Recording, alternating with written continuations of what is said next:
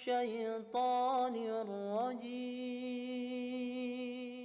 بسم الله الرحمن الرحيم. Assalamualaikum warahmatullahi wabarakatuh.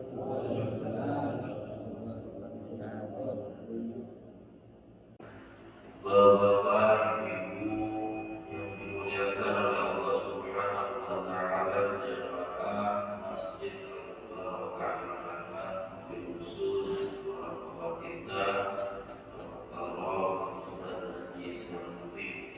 Semoga Allah Subhanahu wa taala panjangkan umurnya, senantiasa diberikan keberkahan dalam kesehatan, dan Allah Subhanahu wa taala senantiasa menjaga beliau untuk selalu istiqomah di jalannya. Amin.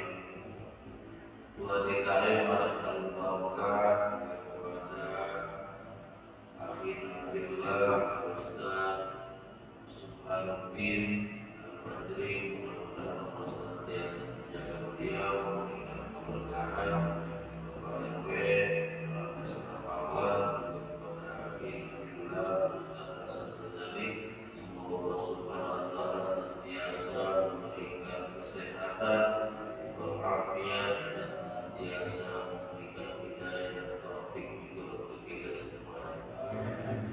Bapak Ibu rahimakumullah, alhamdulillah di pagi hari ini kita masih diberikan oleh Allah berbagai macam kesempatan waktu di tengah keluarga kita, saudara kita yang belum memiliki kesempatan waktu untuk berkumpul, untuk bermuajahah, saling tatap muka, untuk bermusafahat, saling menyapa di antara kita oleh Allah dipilih, digerakkan hati kita, digerakkan langkah kaki kita menuju ke tempat ini dalam rangka sholat berjamaah subuh dan dilanjutkan dengan ta'lim pengajian. Ini menjadi satu yang penting, menjadi satu anugerah yang besar bagi kita. Kenapa? Dengan Allah menggerakkan kaki kita, tubuh kita ke tempat ini, berarti Allah mengundang kita menjadi orang yang baik. Dan mudah-mudahan kelak nanti kita mendapatkan tempat terbaik di sisi Allah Subhanahu wa taala bersama orang-orang yang baik. Oleh karena itu, hadirin rahimakumullah, marilah senantiasa kita istiqomah, kita jalankan kebaikan ini, jangan sampai kebaikan yang telah digariskan oleh Allah Subhanahu wa taala kita sia-siakan. Dan jangan sampai kebaikan yang diberikan oleh Allah Subhanahu wa taala itu kita gantikan dengan kelalaian dalam kita. Di tengah aktivitas kita yang begitu padat, di tengah pekerjaan kita yang begitu menyita waktu kita sempatkan waktu sedikit untuk kita bertafakkur, kita sempatkan waktu sedikit untuk kita menggali, mencari ilmu Allah Subhanahu wa taala. Karena dengan ilmu Allah Subhanahu wa taala kita mempelajari pelajaran syariat agama Islam, itu menjadi bekal terbaik untuk kita. Buat tazawwadu fa inna khairal zadi taqwa. Bekal terbaik adalah ketakwaan, dan ketakwaan itu tidak akan bisa kita capai kalau tidak ada ilmu. Baiklah Bapak Ibu hadirin rahimakumullah, kita lanjutkan. Dan saya menggantikan Kiai Haji Mustafa ya. Saya juga sebenarnya ini ilmu Allah Subhanahu wa taala memberikan kesiapan. Seluruh berlembar lagi. Ini banyak sekali hajat-hajat besar yang ini, mudah-mudahan kita juga termasuk dianggap oleh Allah Subhanahu wa taala sebagai orang yang benar-benar menjadi pilihan Allah yang bermunajat begini. Bismillahirrahmanirrahim. Qala al-mu'allif rahimahullah wa nafa'ana bi ulumihi fid darain amin. Ma taraka min al-jahli syai'an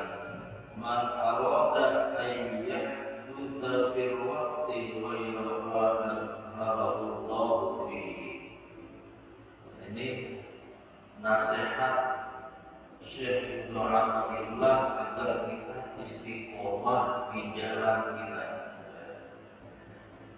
Maka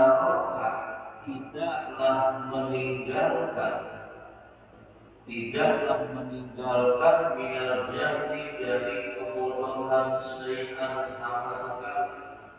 Siapa yang tidak meninggalkan man arada ayyahdusa, orang yang menghendaki ayyahdusa, ia mewujudkan fil waqti pada satu waktu ghaira ma alhamahullahu fihi, selain waktu yang telah Allah nampakkan fihi padanya. Ma'taroka minal jahli, seseorang tidak meninggalkan kebodohan. Berarti apa? Seseorang itu dianggap cerdas, seseorang itu dianggap normal, seseorang itu dianggap orang yang ridho. Ini judulnya adalah ridho. Al-ridho bima wasamahu, ridho dengan apa yang telah Allah gariskan kepada kita, ridho dengan apa yang telah Allah berikan kepada kita. Nah, hikam di sini berkaitan dengan hikam yang sebelumnya tentang tajarrud, tentang mujarrad, tentang tajrid dan tentang asbab. Sebelumnya dijelaskan iradatuka tajrid ma'iqamatikal asbab, kamu pengen tajrid padahal Allah menghendaki kamu asbab, atau sebaliknya kamu pengen asbab padahal Allah menghendaki tajrid. Tajrid itu maksudnya orang yang benar-benar hanya beribadah kepada Allah, yang benar-benar istiqomahnya udah jalurnya jalur ibadah. Siapa itu? Contohnya seperti kiai-kiai kita, ulama-ulama kita zaman dulu. Itu kan nggak kerja, nggak nyari duit, nggak ngapain. Kerjanya ngapain? Hanya ngajar santri, ngajar ngaji, sholat, ngajar ngaji, sholat, ngajar ngaji, sholat, kayak gitu. Itu namanya tajrid. Apalagi memang dia sudah hanya berpikir saja kepada Allah, hanya beribadah saja kepada Allah. Nah, orang yang seperti itu jangan berkehendak dia pengen ke maqam asbab itu yang pasti usaha, masih nyari duit, masih kerja, masih memang kelihatan profesinya sebagai pekerja, tapi tidak meninggalkan ibadah kepada Allah. Yang penting ini yang digarisbawahi adalah dia tetap berada di jalur syariat. Mau yang tajrid, mau yang asbab, selama dia masih di jalur syariat, kerjanya aja. Kita nih bapak yang udah jadi PNS, yang udah kerja di pabrik, yang jadi satpamnya, atau yang jadi tukang sampahnya, atau jadi supir angkotnya, atau supir gojeknya, kerjain aja.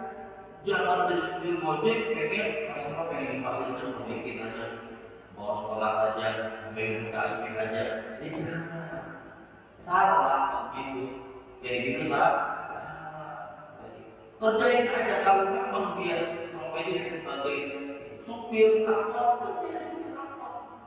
Dia itu nolongin orang-orang pengen ke tempat kerja.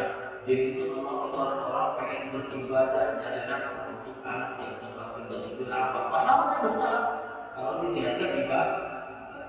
Yang penting berada di jalur syariat yang benar, banyak kalah, agak hatam.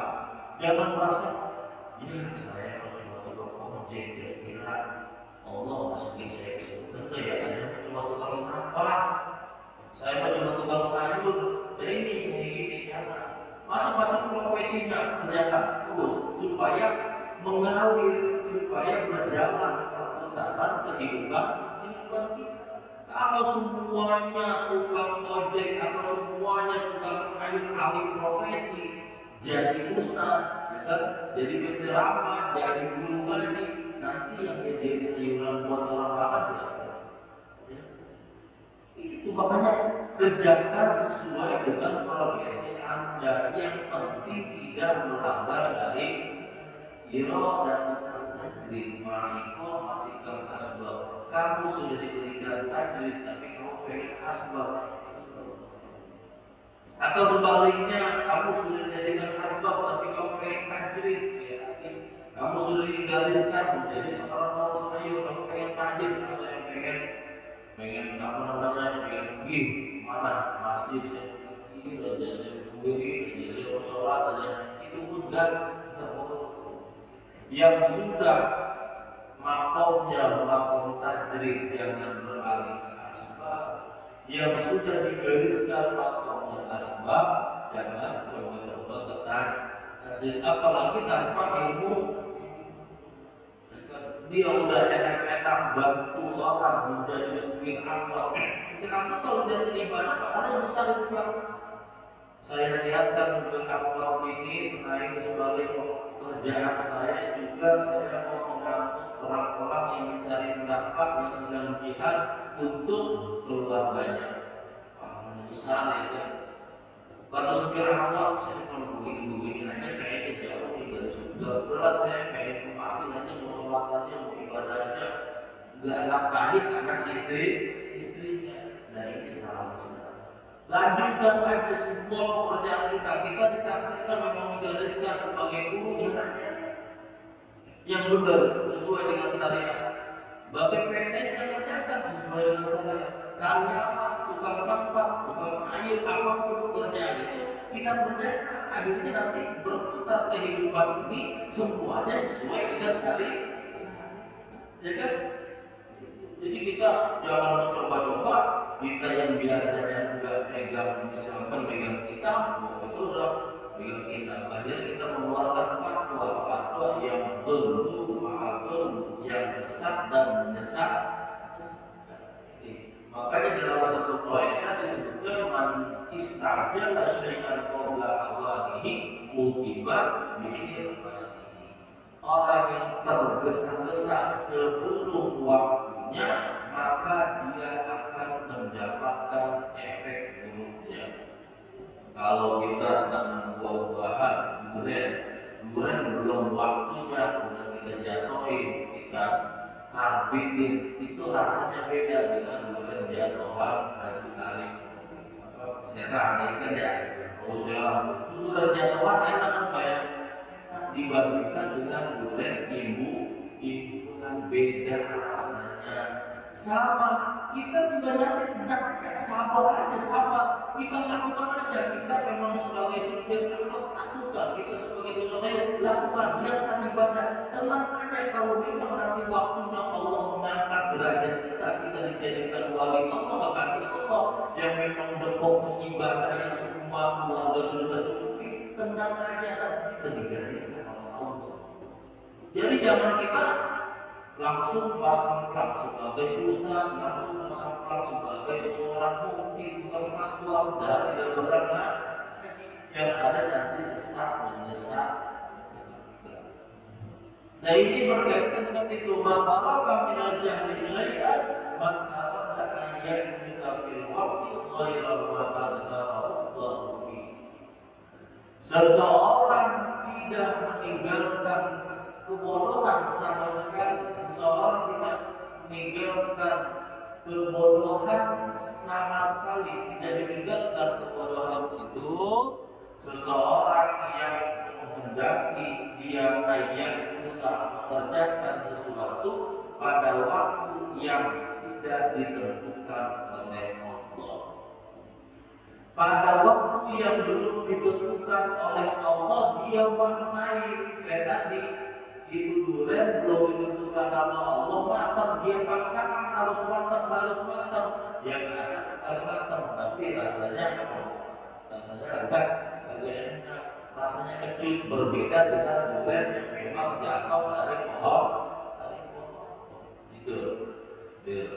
Maka kami dari syaitan maka roda ayat bisa diwakti oleh Allah. Maka sabar aja, tenang aja. Kalau kita memang digariskan seperti ini, ya kerjakan. Digariskan misalkan menjadi seorang kiai, menjadi seorang ustaz, itu kerjakan. Jangan ustaz yang paling kreatif. Dia enak apa? Dia paling pakai dasi, dia bulan digaji. Nah saya mungkin ngajar ngaji. Dia bulan ada haji. Nanti kalau udah selesai ngajar, udah tua, ada pensiunnya, ada ininya. Jangan berpikiran itu juga. Buat seorang ustaz jangan pikiran seperti itu. Tenang aja, udah kerjakan saja. Memang itu yang ditakdirkan oleh Allah. Memang itu yang menjadi garisnya Allah Subhanahu wa Ta'ala. Nanti timbul apa? Nanti timbulnya adalah ridho. Kita ridho, nerimain apa yang sudah ditakdirkan oleh Allah. Allah tenang hati, enak. Mau ngapain juga enak. Kalau misalkan kita dalam hati kita sudah ridho, jangan merasa kusut, pengen mencari sesuatu, pengen cari sensasi yang kita tidak tahu ilmunya, dan kita belum mendalami profesi itu. Jadi kerjakan aja memang yang sudah digariskan oleh Allah Subhanahu wa Ta'ala. Nanti pula sifat itu. Kalau kita tidak ridho, maka apa yang terjadi? Kalau dia mengambil qadai, wal minta diarti, wal yatruban siwari. Orang yang tidak ridho kepada ketentuan, kamu sudah digariskan sebagai tukang sayur, sebagai digariskan kamu itu sebagai kiai, digariskan kamu itu sebagai PNS, karyawan, sebagai bos. Tapi kamu nggak ridho dengan ketentuan Allah. Yaitu robbal siwai falyakhruj min tahti, silakan kamu keluar dari muka bumi ini. Yaitu robbal siwai, silakan kamu cari Tuhan selainmu. Itu kata Allah dalam hadis kursinya. Kalau kamu memang gak menerima ini, silakan keluar dari bumi ini. Kita diancam sama Allah untuk keluar dari buminya Allah. Kalau udah disuruh keluar dari buminya Allah, kira-kira kemana tempat kita akan bersandar, kemana tempat kita akan menghuni tempat itu. Nggak ada. Walaupun Rabbul silakan cari Tuhan selain Allah. Nggak ada Tuhan selain Allah. Itu. Jadi berarti apa? Berarti Allah murka terhadap orang yang kagak itu dengan ketentuan Allah. Dalam kitab Al-Tubian itu dijelaskan juga ada cerita Syekh Afifuddin melihat kejadian namanya waktu itu perang salib, atau ketika itu terjadi ekspansi dari orang-orang Nasrani kepada umat Islam, sehingga banyak sekali orang Islam itu yang mati, yang meninggal. Bukan orang tuanya saja yang di bumi hanguskan, yang dihancurkan, termasuk anak-anak kecilnya, termasuk kitab-kitab yang dikarang oleh ilmuwan-ilmuwan terdahulu itu habis semuanya dibuang-buangin ke sungai, sehingga sungai itu bisa menjadi jembatan budak-budak pasukan Nasrani ketika itu. Saking dahsyatnya. Syekh Afifuddin mendengar cerita bahwa banyak umat Islam terzolimi kalau sekarang itu seperti perang di Palestina. Kita di Indonesia mendengar cerita perang di Palestina merinding kayaknya. Orang-orang di Palestina, umat Islam itu habis dihancurkan di Rohingya, di mana lagi di Suriah. Orang banyak sekali di sana kan kayak merinding itu terjadi di Indonesia. Siapa pun juga sama dengan cerita itu. Cerita banyak umat Islam yang dizolimi. Siapa mungkin kesal akhirnya ada perasaan ini, perasaan agar diberi takdir, tidak ridho dengan ketentuan Allah. Ridho itu bukan berarti pasrah dulu aja mereka. Tetap kita punya ikhtiar, punya ikhtiar untuk menangkap itu. Ini mah maksudnya bertanya dalam hati, oh Allah tega banget ya, bisa itu Banyak ilmuwan termasuk karangan Ibnu Sina, karangan ulama-ulama terdahulu misalnya itu habis semua hancur. Orang-orangnya bukan orang besar aja, anak-anak kecil pun gitu. Kok Allah tega kepada orang yang belum punya dosa sampai menjadi korban kekerasan peperangan itu? Iya, peperangan. Kok Allah tega? Enggak terima takdir lah, enggak itu. Sehingga bermimpi saya kemudian malamnya didatangi seorang dikasih buku itu ada syairan da'al ikhtirah wa amrulaka. Dalam syairan itu dikatakan tinggalkanlah al-i'tirad, pertentangan, pergejolakan batin agar bermain dengan takdir Allah, dan bermain dengan kekuasaan Allah. Famal amrulaka itu bukan urusan kamu. Itu bukan urusan. Faman hawa lujjata ba'rin halaka, orang yang menyelam dasar lautan tanpa adanya fasilitas yang benar-benar buat menyelam dalam aja, tapi nggak ada oksigen di dalam aja itu ya alat-alat buat menyelam. Faman hawa lujjata ba'rin, orang yang menyelam ke dasar lautan tetapi tidak ada persiapan, tidak ada alat untuk menyelam, halaka, maka dia pasti akan hancur. Maksudnya apa, Pak? Maksudnya jangan ikhtiar, udah gitu aja se'amudin. Kamu tugas kamu doain, kalau kamu punya kendala, misalkan pejabat sana, bilangin misalnya itu supaya melakukan perdamaian atau lain sebagainya, ya kan? Udah tenang aja gitu. Jadi jangan melakukan sesuatu yang kita ini memang di luar batas kemampuan kita, ya kan? Ya kayak apa misalkan di Palestina itu terjadi peperangan segala macam, kita masih punya tanggung jawab yang lebih besar, yaitu apa? Kita hidupkan ekonomi keluarga kita, kita jadikan anak keluarga kita sebagai muslim yang kuat, muslim yang hebat, ya kan? Jangan, berarti di sana kita harus ke sana itu, Pak. Kita harus misalnya itu namanya itu tadi fama'ahu janabahrin, orang yang menyelam ke dasar lautan yang nggak tahu apa-apa, nggak punya ilmu menyelam, halaka, maka dia akan hancur. Itu bukan urusan kita. Jadi kita jangan apa ngomong ini Allah kok tega banget Palestina sekarang ke Israel ada beres-beres gitu ya. Itu udah sirrun min asrarullah, udah rahasia Allah. Tugas kita gimana nih? Tugas kita ada sekarang mempersiapkan generasi kita jangan sampai terjadi seperti Palestina. Kalau kita punya kenalan misalkan orang yang kuat, orang yang hebat, kita bilang ya itu tolongin Palestina ya kuat, dan kita punya apa? Ya kita punya apa? Yang kita punya adalah doa. Tetap kita doakan seluruh saudara-saudara muslim kita. Itu kita ikhtiar apa yang mau kita doa.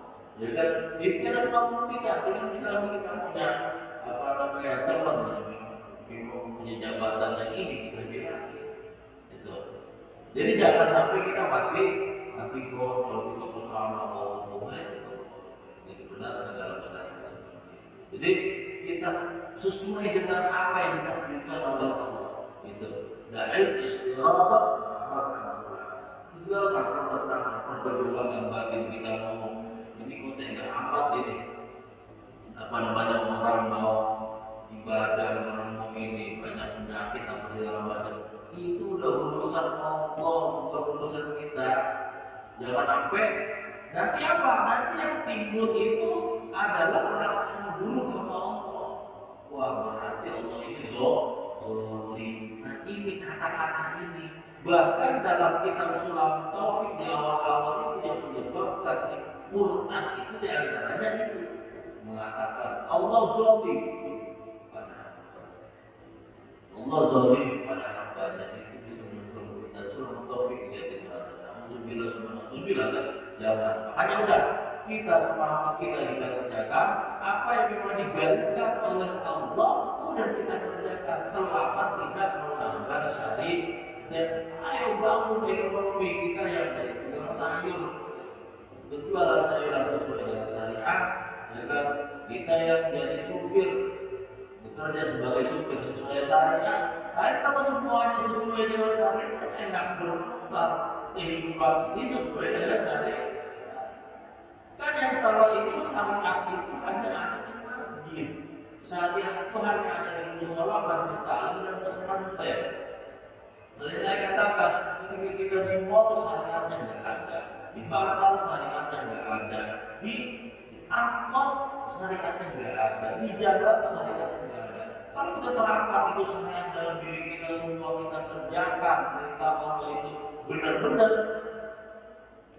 itu kan la fatahna alaihim barakatin minas sama. Kalau memang ahli kampung itu benar-benar bertakwa, maka akan diberikan keberkahan, diberikan keberkahan, diturunkan keberkahan. Kalau udah namanya berkah, udah bakal hancur ekonominya, enggak hancur, dengan budayanya enggak hancur, dan lain semuanya berbagai aspek enggak akan hancur kalau memang dia bertakwa benar-benar menjalankan perintah Allah sesuai dengan tupoksinya, sesuai dengan profesinya sebagai apa. Jadi kita jangan terburu-buru pindah profesi yang mana profesi itu belum kita kuasai. Nanti yang ada apa? Yang ada kalau buah-buahan itu jadi apa? Jadi asam, jadi banter, bantet ya. Belum waktunya dia ini dimakan, belum waktunya dia ini dipetik, udah kita petik, udah kita matengin secara paksa. Kalau sapi itu sapi bumbungan ya, masukin air kayak ini, katanya enak, tetap dipaksain. Biarin dia besar dengan sendirinya, biarin mana Allah akan mengatur dalam kehidupan kita. Yang penting apa? Kita terus ikhtiar dalam kebaikan, istiqomah dalam melakukan amal soleh. Ma'arauka minal jahdi syai'at man arada an yahdusa fil waqti ghayra ma'adharahullahu fihi. Seseorang yang menghendaki dia itu beralih kepada profesi yang lain yang bukan pada saatnya, itu ma'arauka minal jahdi syai'at, dia tidak meninggalkan kemudahan sama sekali. Berarti apa? Dia orang yang mau berpikir ke depan. Oh, saya ke depan kalau berubah ini belum tentu itu yang terbaik. Ya kan? Kan kita sering ngomong begini, ketika kita punya usaha misalkan sebagai tukang misalkan tukang sayur, kita melihat yang enak banget itu jualan ikan enak banget itu, saya jualan sayur nggak laku. Itu profesi sebagai tukang ikan. Habis tukang ikan, ternyata karena memang dia bidang sayuran, dia paksakan untuk jualan ikan. Akhirnya dari awal lagi dia belajar jualan ikan segala macamnya, atur gimana milih ikan, belanja ikan dan segala macam. Dari awal lagi dia, padahal itu bukan profesinya. Dia itu disuruh Allah, udah kan tenang-tenang aja, jualan sayuran sesuai dengan syariat, cari rezeki yang halal melalui sayuran itu, tenang aja kamu. Tapi dia maksain diri, ghayra ma'azharahullahu fihi, yang bukan Allah wujudkan, berdebat bukan sesuai dengan yang Allah gariskan. Tenang aja. Nah, di sini mengajarkan kita juga untuk apa? Untuk benar-benar melaksanakan tugas itu secara profesional. Jangan sampai kita menerima jabatan, menerima kita pangkat itu bukan sesuai dengan profesi kita. Tidak usidar amru ghairi ahlihi sifat tajrisa. Ketika satu jabatan diberikan kepada orang yang bukan ahlinya, maka tunggulah waktu kehancurannya. Orang sehari-hari nggak biasa dia megang dompet, dia dikasih jabatan, dia sebagai orang yang suka megang dompet, tanda tangan, nggak bisa lah. Nggak bisa, kasih semuanya sesuai dengan profesinya. Akhirnya apa? Berjalan perputaran kehidupan kita ini dengan dan yang penting catatannya satu, catatannya tidak keluar dari syariat, tidak melanggar aturan-aturan yang telah ditetapkan oleh Allah Subhanahu wa Ta'ala. Kita lakukan semuanya profesi kita secara profesional. Jangan kita mengejar yang jauh, ini enak banget. Kelihatan enak banget. Di luar misalkan orang sebagai tukang tukang supir angkot atau karyawan itu enak banget, itu yang kiai yang kerjanya dulu ngajar ngaji, istrinya banyak, istrinya banyak, kan ya, kenapa ya, kelihatan enak banget itu ya kan. Saya pergi pagi, habis subuh, pulang malam, pergi pagi, habis subuh, malam. Rezeki saya, gaji saya segitu-gitu aja. Dapat dari kantor 5 juta, jadi 5 juta aja. Kalau dia itu sekali mampu 10 juta, itu mobil ini, enak banget aja dia. Besok sampai jadi kiai aja lah, masa pulang dia, menerima panggilan ceramah, menerima ini. Gak bakal bener, kira-kira bener gak bakal? Gak bakal bener ini. Lah orang dia biasanya karyawan, ya kan? Awet dia biasanya pekerja kantor, tiba-tiba langsung pakai gamis, pakai undang-undang, langsung dia buka pelang, menerima panggilan, menerima ngaji, yang bukan ahli, ya. Atau sebaliknya, kiainya pun sama seperti itu. Jadi saya begini aja ya, kadang-kadang dapat duit, kadang-kadang kagak, dapat duitnya kalau lagi bulan-bulan ini doang hari raya besar, apa panggilan dapat duit banyak, tapi pikiran ini masalah boro ya kan. Enak banget dia media pulang, sore bawa duit, pulang sore bawa duit, ya bulanan ada duitnya, pensiunan ada segala macam, dia enak banget ya. Akhirnya apa? Dia pindah yang tadinya dia udah enak tempatnya di situ, tempatnya sebagai ngajar, tempatnya sebagai ulama. Tadinya udah enak di situ, dia pindah jadi karya. Nggak bakal putar lagi, nggak bakal benar. Maka fantal diri saat. Nah untuk menangkal fantal diri saat ini kehancuran, maka lakukan pekerjaan kita sesuai dengan profesi kita secara profesional. Yang penting yang digaris bawahi adalah tidak melanggar syariat. Apapun itu semuanya baik selama tidak melanggar syariat dan kita niatkan untuk ibadah, seperti itu yang lebihnya.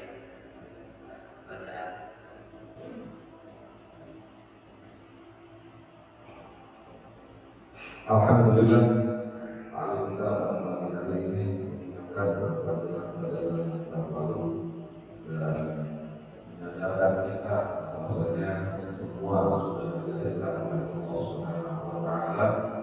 Jangan pernah keluar dari garis yang Allah berikan kepada kita. Baik, masuk kita pada sesi tanya jawab.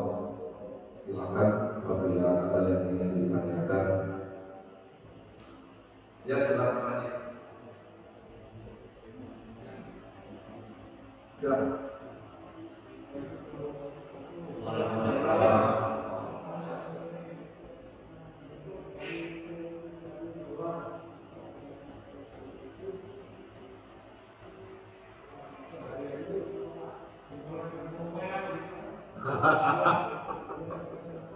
Alamat kayak gitu.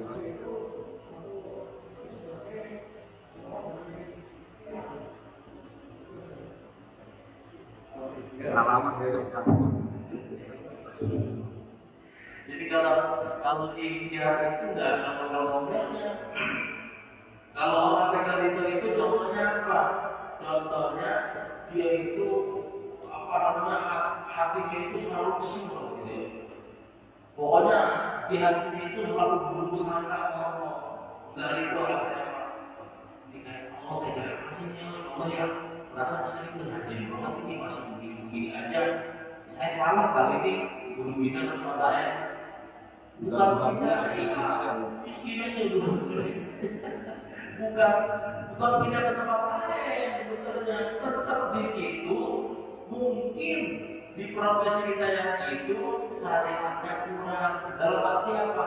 Kita kurang doanya, atau di profesi itu masih ada yang haram-haram yang kita ambil. Profesi apapun pasti ada celah sesuatu yang haram bisa masuk. Profesi apapun, bangsa sayurnya, kiainya, pejabatnya, semua profesi itu pasti ada celah dan haram bisa masuk ke situ. Mungkin kita ambil yang haramnya, makanya kita enggak berkah-berkah gitu kan ya. Coba kita pikirin, oh iya ya ternyata yang begini. Jadi enggak ridho itu berbeda dengan ini ikhtiar. Berbeda kalau ikhtiar itu terus dalam profesi itu terus sampai nanti kalau memang sudah waktunya kalau memang Allah pengen mengangkat derajat kita, enggak mesti jadi ulama, enggak mesti jadi kiai, enggak mesti jadi ustaz. Kita sebagai tukang sampah itu ngomongin sampah. Kalau tiap kita ngomongin sampah, kita dalam hati kita, yang dalam kita ngomongin sampah, baca selawat di hati kita, mulut kita selalu bertasbih berzikir kepada Allah, niatkan kita ngomong sampah ini untuk kebersihan sebagian dari ibadah. Niatkan kita dikasih duit sama RW kalau sampah itu duitnya buat tambahin anak kita, buat anak belajar, buat anak makan, kita niatin itu lebih bagus daripada orang yang dekat sama Allah kelihatannya tapi di hatinya kok orang kelihatan kita orang dia dekat sama Allah, dia selalu tabligh, dia selalu berdakwah, tapi dakwahnya mengharapkan sesuatu di tengah masyarakat orang-orang yang mengharapkan ridho Allah melalui acara itu. Di acara maulid orang datang pengen dapat ridho Allah, pengen dapat syafaat Rasulullah, pengen mendapatkan pertolongan dari Rasulullah. Ikhlas karena Allah, jamaahnya datang, kiainya datang ingin ceramah, dia pengen apa? Pengen amplopnya, pengen berkatnya. Lebih bagusnya apa? Lebih bagus jamaahnya kan? Lebih bagus yang menungguin sampah di acara maulid itu, yang menunggu sampah untuk kebersihan. Saya dikasih duit karena saya menunggu sampah, gitu sama saya. Maksudnya itu, jadi timbul kita ini optimis, oh ternyata pengen dekat sama Allah itu bukan hanya jabatan itu, bukan. Tetapi apa? Semuanya tergantung dari hati kita. Jadi dari itu ya selalu berubah dari itu. Ya silakan. Ustaz Abdul Rahman Al-Bakawi.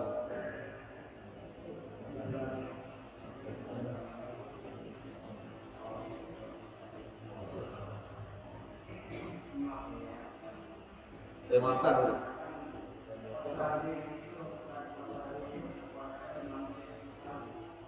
Apa? Wasarihinya apa tuh? Takbir? Khairihi wasarihi.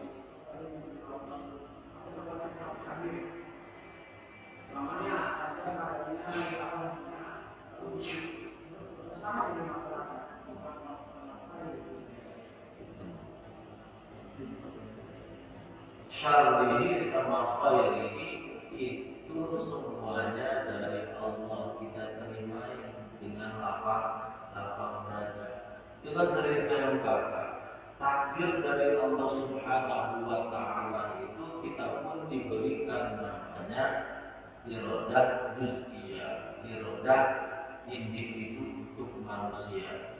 Dalam artian apa? Dalam artian ketika Allah menentukan kita, misalkan buruk bagi kita, itu kan kita punya ikhtiar. Ikhtiar itu dari mana? Dari akal kita, kita kerjakan melalui anggota tubuh kita. Allah memberikan akal kita ini untuk berpikir, sehingga apa? Sehingga keburukan itu tidak terjadi kepada kita. Di antara keburukan itu apa? Misalkan kemiskinan, ya kan? Kelaparan, nggak ada kelaparan itu. Kalau memang kita menggunakan pikiran kita dengan jernih, kita untuk ikhtiar, kita kerja, kita cari duit, kasarnya cari duit lagi ya kan? Kita dikasih tangan, kita dikasih kaki, kita dikasih otak yang ini, yang jernih, nggak ada gangguan. Berarti apa? Kita bisa nyari duit kan? Bisa nyari duit, kita nggak bakal kelaparan, nggak bakal jatuh miskin, sampai miskin bakal kelaparan dan mungkin. Kenapa? Kita semua sudah diberikan fasilitas oleh Allah. Tinggal kita gunakan fasilitas ini. Maka syariahnya itu enggak. Kalau memang toh nanti ujungnya kita tetap besar saja, itu berarti itu memang sudah menjadi takdirnya Allah. Dan memang ini takdir Allah semuanya. Nah makanya kita jangan ikut campur ke situ. Itu bukan urusan kita. Faman hadalu jatabarin, halakah orang yang di dalam dasar lautan selalu mengulik-ulik tentang takdir, halakah itu dia akan hancur. Akhirnya apa? Pikirannya udah jauh dari Allah, pikirannya selalu menyalahkan Allah. Allah ini zalim dan lain sebagainya. Menghindari pemikiran Allah ini zalim dan sebagainya, udah kita terima takdir, kita laksanakan ikhtiar dengan sebaiknya. Allah pasti akan melihat ikhtiar kita. Terima takdir, laksanakan ikhtiar. Terima takdir, laksanakan ikhtiar. Kita jangan utik-utik takdirnya Allah. Jangan kita main-mainkan begitu. Nggak boleh kita berdalam urusan takdir untuk Allah. Itu urusan Allah. Ya, ada lagi silakan. Jangan baca sunnah sama sunnah ya. Jangan baca sunnah sama sunnah. Ya, silakan.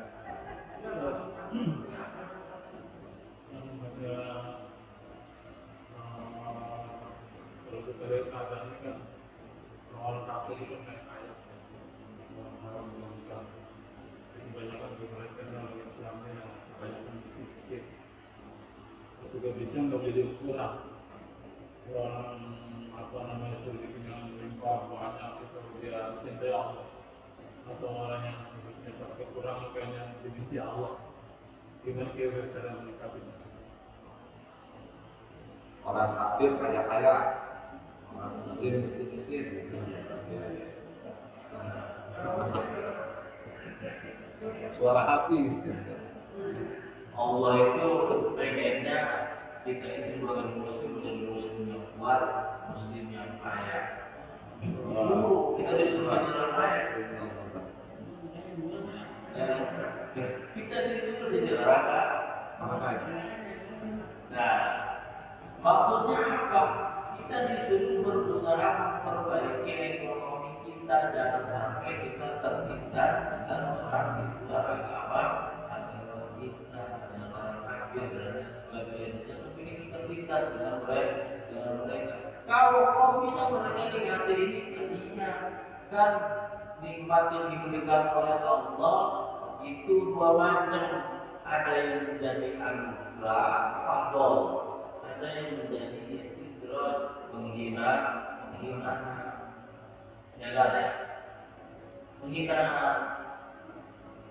Ada orang paksa-paksa kita duit di bus, ya kan?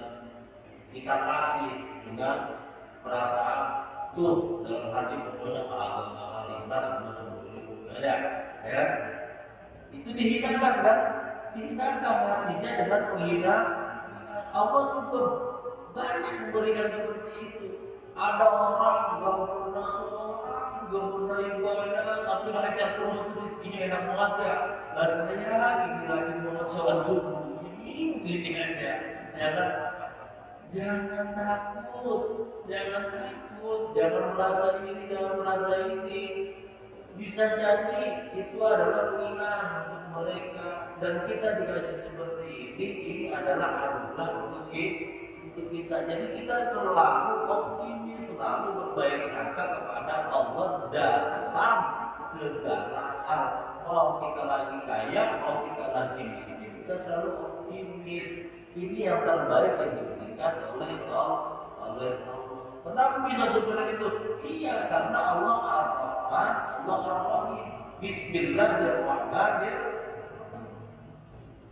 Ar-Rahman, ulama mentafsirkan Ar-Rahman itu al-Mu'tini bijala ilin ni'ami. Allah yang al-Mu'tin memberikan nikmat bijala ilin ni'ami, dengan nikmat secara menyeluruh. Semuanya dikasih nikmat. Orang kafir, orang sholat, orang kagak sholat, orang apapun, orang yang kagak punya agama itu udah dikasih nikmat. Buktinya apa? Masih hidup. Nikmat kan masih hidup. Bukti ininya, bukti yang konkretnya karena masih hidup, Pak. Sudah berkaya mah, jadi pada kaya. Banyak orang yang punya agama pada kaya-kaya, banyak Pak. Banyak membuat negeri banyak orang punya agama kaya-kaya. Kenapa? Allah al-Mun'im bijala ilin ni'amih. Semuanya Allah memberi, kan maha pengasih dan maha penyayang. Ar-Rahman pengasih, Ar-Rahim mengasih. Dikasih semuanya dikasih. Kayak kita, semua siapapun kita kasih. Tapi kan ada yang kita prioritaskan. Ada yang kita kasih dengan perasaan kesel, ada yang kita kasih dengan perasaan jengkel. Anak kita sakit gigi, nangis juga hari 3 malam pengen minta permen. Kalau makan permen tetap rasa giginya, ya kan? Akhirnya apa? Kalau kita udah jengkel, udah kesel, udah nangis aja berhari-hari pengen minta permen, kita kasih permen, dilemparin tuh makan. Bahasa tuh makan itu gimana, Pak? Bahasa tuh makan itu gimana? Tuh aku pernah makan, nangis dulu. Bahasa itu artinya apa, Pak? Artinya tuh makan permen biar sakit terus jangan sembuh-sembuh. Benar nggak, Pak? Benar ya kira-kira? Ya kan? Karena kita tuh jengkel, dia kan sakit gigi, ya kan? Atau dia masih kecil, masih SD, minta motor, ya kan? Nangis nggak mau ngapa-ngapain, nangis aja, tidur aja, nggak mau ngapa-ngapain. Akhirnya karena kita udah ya kan, kita kasih ke motor, tuh bagi motor ambil sana bawa. Maksudnya apa? Biar rasain kalau naik motor udah jatuh, udah kecelakaan kabar, udah merasa. Kira-kira Allah masih sama kayak gitu, Pak? Contohnya, ini kan contohnya apa seperti itu? Tuh rizki ambil, rasain. Jadi istidron, ya kan? Tuh. Apa ya? Al-Mu'in bijala ini ada Al-Mu'in di dalam Al-Mu'in. Allah memberikan nikmat dengan umumnya nikmat. Maksudnya apa? Secara terperinci. Nanti di akhirat baru dipilihin sama Allah yang bertakwa, yang beriman, yang muslim, baru ditarikan Allah ke surganya Allah. Itu kenikmatan yang abadi. Amin. Allah ya Rabbal Alamin. Silakan. Ya mudah-mudahan kita mendapatkan kenikmatan yang tadi menjadi Allah, mudah-mudahan tidak terhadap Nabi kismatan jabal fina dan ilmu juga tidak kismatan jabal fina. Semoga Allah menjadikan kita sebagai orang yang hidup terhadap pemberian Allah. Dan ilmu juga dibangun menjadi orang yang benar-benar ilmu yang tahu. Hari malu sedangkan orang-orang yang bodoh hanya melihat kepada materi ambil dan melakukan astagfirullahaladzim. Allah jaga mulia dari Bismillahirrahmanirrahim. Alhamdulillahirrahmanirrahim. Allahumma salli ala sayyidina Muhammad wa ala alihi ajma'in. Allahumma anfa'na bima 'allamtana wa 'allimna ma yanfa'una wa la atina min rahmatika wa haditan amdina rasyada rabbana la tu'mina lana wa fina qadir rabbana atina fid dunya hasanah wa fil akhirati hasanah wa qina adzabannar. Wassalamualaikum warahmatullahi wabarakatuh.